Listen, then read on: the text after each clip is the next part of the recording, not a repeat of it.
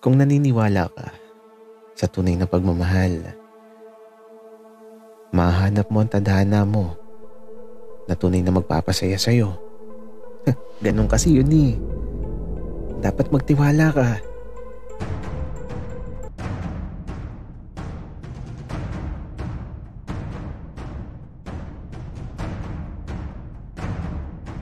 Kaibigan, huwag mong kalimutan mag-subscribe sa aming channel at huwag din kalimutan i-click ang notification bell at subscribe button. Subscribe na!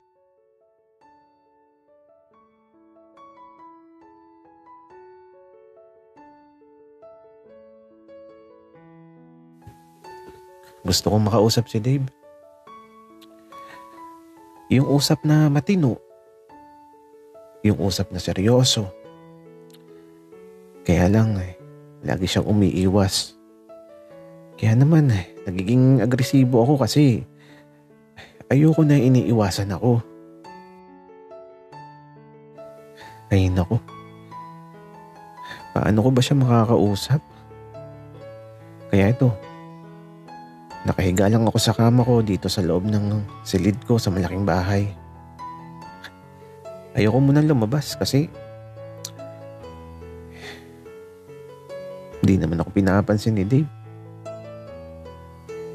Kaya ito, nakahiga lang ako dito habang nakatingin doon sa salamin ng lumang aparador kung saan nakadikit pa din yung mga larawan namin ni Dave. Masaya lang ako na pinagmamasdan ng larawan sa salamin. Tila ba ibinabalik ako sa nakaraan? Tila ba nanunumbalik sa aking isipan ng tamis ang bawat sandaling sana hindi nawakasan?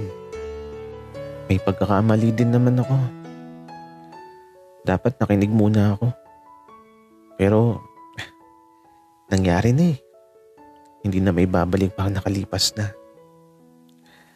At eto, bumukas bigla yung pintuan ng silid ko.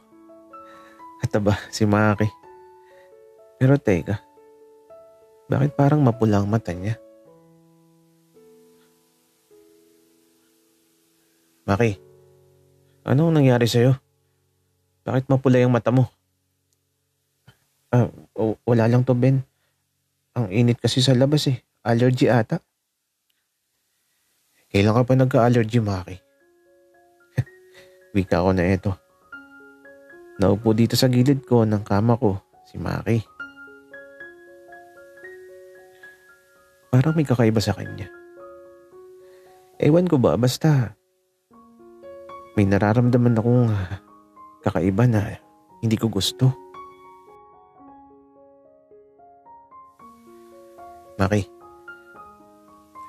okay ka lang ba?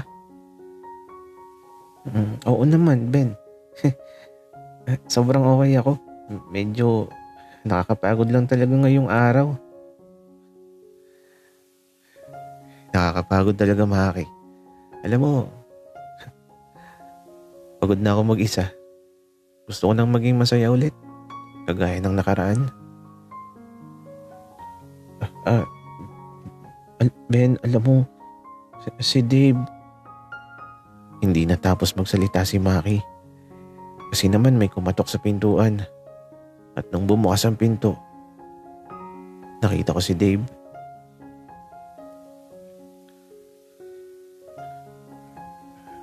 Maki, tara. Samahan mo ako. Ben, may iwan na muna kita. Maki, teka. Ano ba yung sasabihin mo? Wala lang yun. Sige na, Ben. Aalis na muna ako. At eto, nagmamadali nang umalis si Ben kasama si Dave. Nakita ko pa nga sila nung sumilip ako sa bintana eh. Papunta sila sa bahay nila Aaron. At dahil mag-isa lang ako dito, medyo naiinip talaga ako. Kaya naman lumabas na ako sa silid tapos diretso lang sa kusina at eto, magluluto na ako ng hapunan. Walang problema sa lulutuin dito. Laging puno ang ref. Kaya eto, kumilos na ako. Tapi-tabo na din naman eh. Kaya magluluto na lang talaga ako. Sa paglipas ng mga sandali, habang naghahanda ako ng hapunan, sisiguraduhin ko na masarap talaga to. Yung kapag natikman ni Dave, parang magagayuma siya sa sarap. Pero si Aaron, alam kong darating ang oras na magsusuntukan talaga kami. Pero handa naman ako. Kahit manghiram ako ng mukha sa aso, hindi ako susuko. Hindi ko din naman masisisi si Dave. Kasi nung mga panahon na kailangan niya ako, wala ako sa tabi niya. At si Aaron ang naging kaagapay niya. Pero alam kong mahal pa din ako ni Dave. Alam ko yun. Nararamdaman ko yun.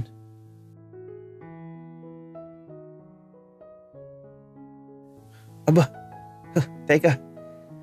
Ang sarap naman ng nagluluto na to. Jay, ikaw pala. Saan ka galing?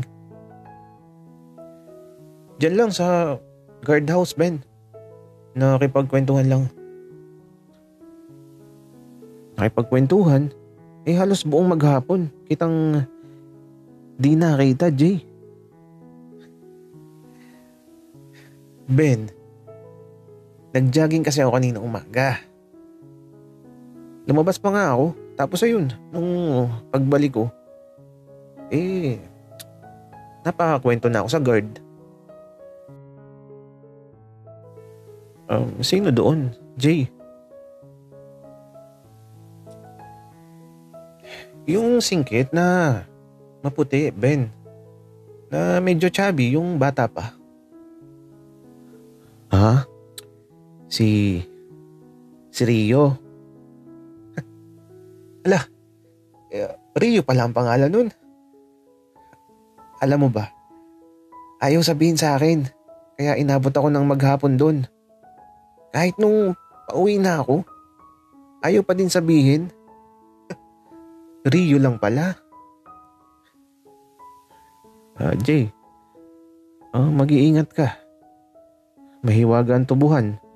Baka mamaya, kapitan ka ng hiwaga. Ben, anong ibig mong sabihin? At saka, si Rio pala taga Laguna din. Magkalalawigan kami. No, Jay. Alam mo, diyan nagsisimula ang lahat. Ben, ano naman kung sa ganito nagsisimula ang lahat?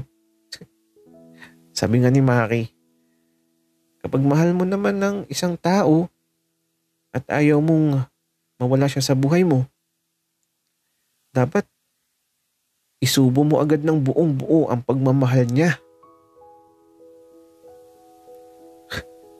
Gagi, huwag kang maniwala kay Maki.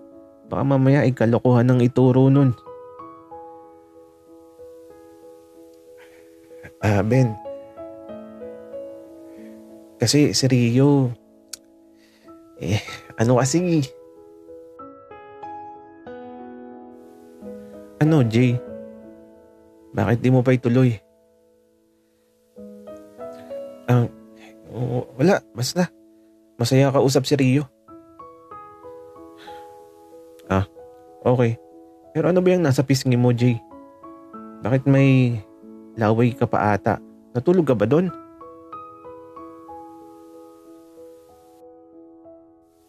Teka, panis na laway ba yan? Bakit parang iba, Jay?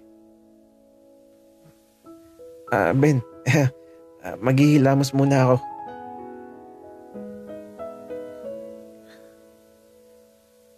At ayun, dumiretso na si Jay sa lababo. Naghilamos na muna nang natuyong ewan sa pisngi. Pero ano ba yun? Panis na laway ba?